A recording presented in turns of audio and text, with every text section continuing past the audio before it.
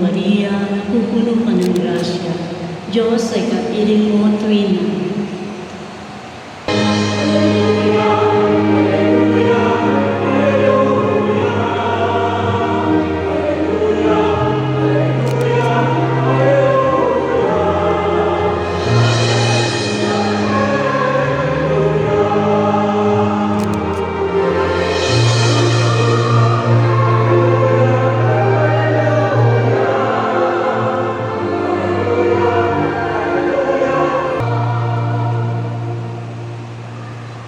Sumainyo ang Panginoon.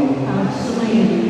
Ang mabuting balita ng Panginoon ayon kay San Lucas. Papuri sa iyo, Panginoon.